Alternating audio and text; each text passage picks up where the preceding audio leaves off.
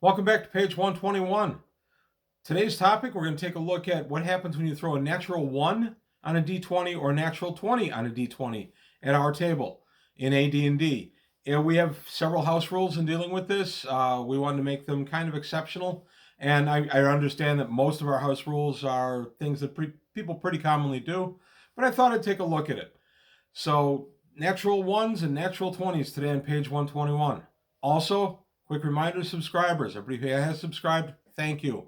If you haven't subscribed, come on in. We talk about games here a lot. I also have a Patreon going right now. So patrons, thank you for your support. If there's anything anybody else can do, please take a look at it. I'm going to have a free poll on Patreon. Anybody can go. I'm going to put a link below where you can click the link and you can go ahead and give me your opinion on what games we would want to see on the channel in the future. And these would be games, they're vintage games, let's face it. Some of them, most of them. But they're ones that I have access to and have played. So they're ones that I would be most interested in taking a look at. I just want to see what would be popular for the channel. So I'll attach a link to that below. So that's all I've got for that part of it. So today we're going to take a look at natural 1s and natural 20s in AD&D on page 121. All right, natural 1s and natural 20s in AD&D. First off, I have my boulet here, painted by my buddy Mike. I think he did a beautiful job on this guy. I just kind of wanted to show him. And then a fighter, also painted by Mike. Mike does some really, really good work. And he loves painting them. So Mike's joined our table again for the first time in a few years after a couple of personal issues he had to deal with. But he's back, and he's joined us in each game. If you saw the live play I did a few weeks ago, Mike was very much in that one. Today we're going to talk about natural 1s and natural 20s. What are they? Well, a natural 1, that's simple enough. I'll scooch these buddies out of the way. They'll come back in a little bit during my demo. A natural 1 is a natural 1. And a natural 20 is a natural 20. That's it. That's all they are.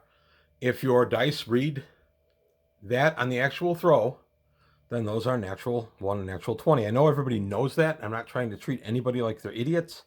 I just wanted to establish my base. So there we have a natural 1 and a natural 20. So we're going to talk about saving throws first. So a natural 1 on a saving throw. What does that mean? Well, a natural 1 on a saving throw means that you failed. No matter what, you have definitely failed. Even if you have an overwhelming number of bonuses to your saving throw, or a really low saving throw, if you throw a natural 1, you fail the saving throw. So we'll take a look at the saving chart. Saving throw chart from my old battered Dungeon Master screen. So there we go. Okay, so I'm going to give an extreme example. A 21st level magic user has to make a saving throw versus a spell, and he only needs a 5 and a d20. He has a +4 ring of protection and a +4 cloak of protection. Those, of course, stack, giving him a total of +8 to his saving throws. So his save is only a 5, and he's +8, which means he can only fail on a natural 1. We call that anything but. You make your saving throw on anything but a natural 1. So he throws a saving throw, he rolls an 11 in my example, and he makes his saving throw. That's easy. That's a natural 1 always fails no matter how many pluses you have. You can be +20 to the roll. If you throw a natural 1, you fail. By the way, +20 is, I don't know that we've ever had that, but it's possible. And now we'll go to the other end of the spectrum. We're going to go to a first level fighter, and the first level fighter has to save versus a spell. He needs a 17. We'll go ahead and we'll make this a charm person cast by a druid. So it's a -2. So he actually needs a 19 to save. So he'll save on a 19 or a 20. A 19 in this case would be enough for him to save. But let's say the save for whatever reason was at a -5. So his saving throw goes from a 17 to a 22. Oh, it's impossible to roll a 22 and a d20. We still allow that saving throw to happen if he throws a 20 like that. That's awesome. If he throws a 20 on his saving throw. Even though the numbers say that he couldn't make that saving throw, 20 still saves. That's so awesome that I actually rolled that. So that's what I'm talking about when I'm saying a natural 1, natural 20. And again, this is nothing new.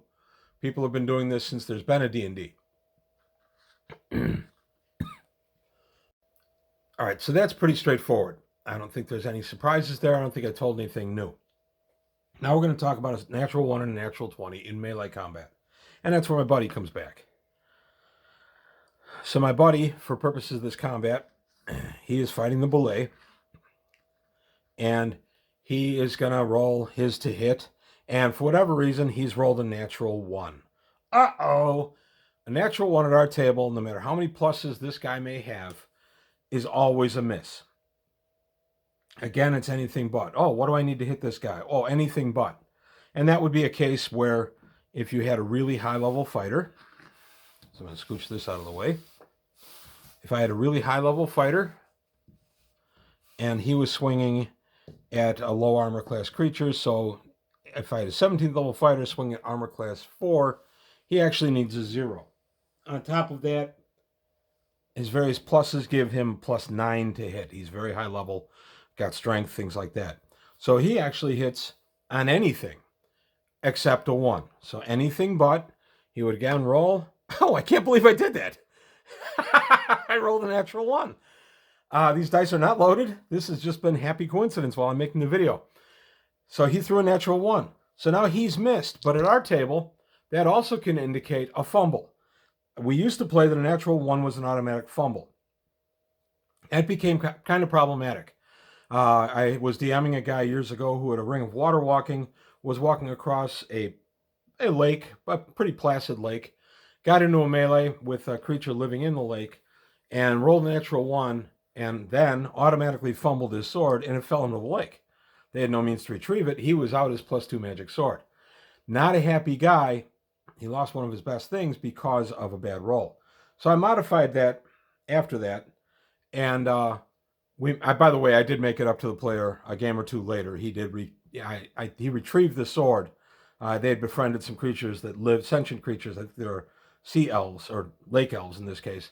And they agreed to get the sword back for him. And they traded them some gems or something for it. But I made it right. But I made him go a couple games without it. But I changed that because I didn't like the fact that it was an automatic fumble. So we changed the rule that now it's a fumble if you throw a natural 1, and then if you throw 25 or under on percentage dice. And this is modified by your level. So if I'm a first level character, a fighter, and I throw a natural 1, 25 minus 1 is 24. If I throw 24 or less on percentage dice, I would throw it. Purple's always 10s for me. That would be a 33. So on a 33, I did not fumble it.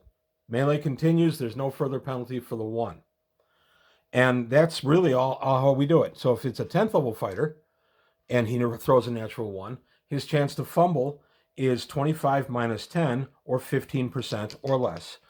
So as you see, as you go up in level, you're becoming better and it's harder for you to fumble. So on a 28, he does not fumble the dice or does not fumble the sword. No further penalty for the natural 1. Now, there'll be other times if a player is going to take a risky shot into combat. Somebody's constricted by a snake, and he decides he's going to fire a bow at the snake, fire an arrow. I'll say, okay, that's fine. But if you throw a natural 1, you're going to automatically hit the player, not the snake. No percentage roll then. I've warned them before they've taken the shot. That happens once in a while. And it's happened. It makes for a really fun moment at the table. So now let's talk about your natural 20. Okay, for a natural 20, let's see if I can do it a third time. I don't think I can. 14, there's the 20. Whoa, look at that, flipped up. So I throw a natural 20. Congratulations. My natural 20 gets me at my table, it gets you your base dice doubled. So if I'm throwing a die 8 for a longsword and I'm attacking an ogre and I've thrown a 20, and if you saw our actual play video, you saw an example of this, and I've thrown a 6, before pluses are added, I get 6 and I double that to 12. Now if I've got a +2 sword and a +1 bonus for my strength, I'll add 3 to that, but it will not be 6 plus 3 doubled. It will be 6 doubled to 12 plus 3 for a total of 15. We were doubling everything when we first started doing this system, and that was just too powerful.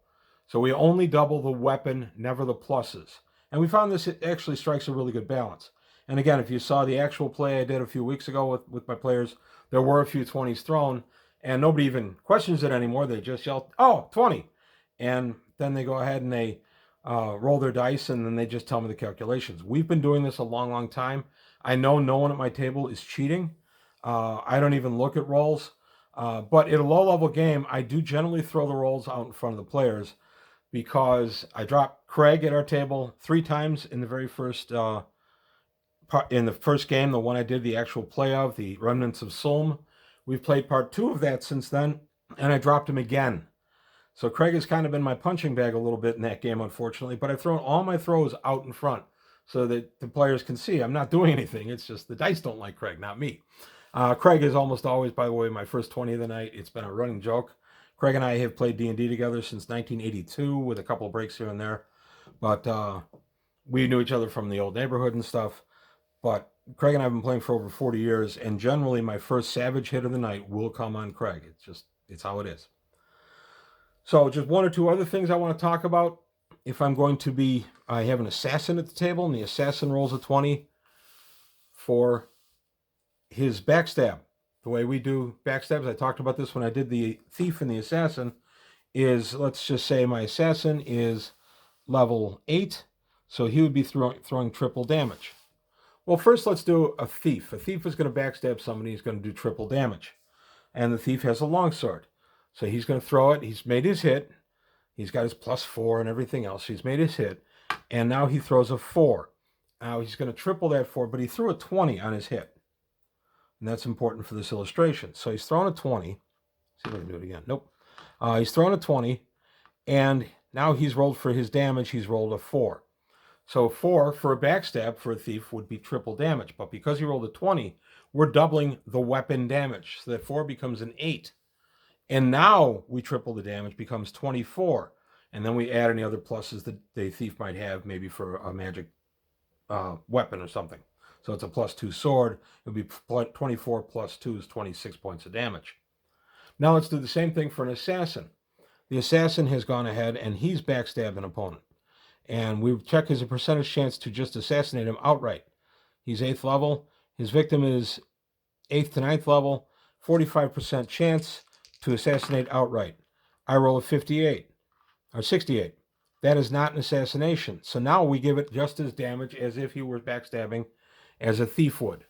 So it would be the die 8. They're maxed out on it, times 3, or doubled rather, for the 20. So it becomes 16 times 3 becomes 48. Yeah, 48 points of damage for the backstab plus his 2 for his weapon. So he did 50 points on that backstab. Now, as you see, by doing it this way, even if he blows the assassination percentage chance, he's got a good chance of dropping him anyway. And that's why we do it that way. We allow the assassin, we allow the assassin the chance to kill him, but if he doesn't kill him, it's still a backstab, and we still let him have the percentage. I went over this when I looked at the assassin character class. So now let's take a look, and he's rolled a 20. Do I get a modifier on these dice? And the answer is no. It doesn't change the percentage dice. In this case, I threw an 07, so I definitely did assassinate my victim. So my victim just goes down because I knew exactly where to strike in his back, and I laid him out. And we do allow backstabs with swords. We do allow them with dagger. If you're dual wielding, we do allow them with both. Black Widow does a great backstab in the first Avengers movie. So we do allow you. So thieves and assassins at upper levels at our table can become really dangerous. So that's really it. That's all I wanted to take a look at was the benefits and detriments of a natural 1 and a natural 20 at our table. And this is how we've done it for many, many years. It's worked really well for us. I realize there are many other ways to do it. Please put in the comment how you guys do it. Let me know if you could do something really similar or you do something completely different. We tried critical hits for a while off of different tables. Arms Law and Claws Law had those. I was a critical hit, and then it would be a body part, and I was never a big fan of those, so we never stayed with that. We just go for straight damage off of hit points, and we just go by the multiplier or the chance to fumble on a natural 1. Chance to fumble on a natural 1 and the multiplier on a natural 20. So that's all I've got to say today about natural 1s and natural 20s at my table in AD&D. Please let me know your experiences and how you guys handle it. And thanks for watching. I'll see you next time on page 121.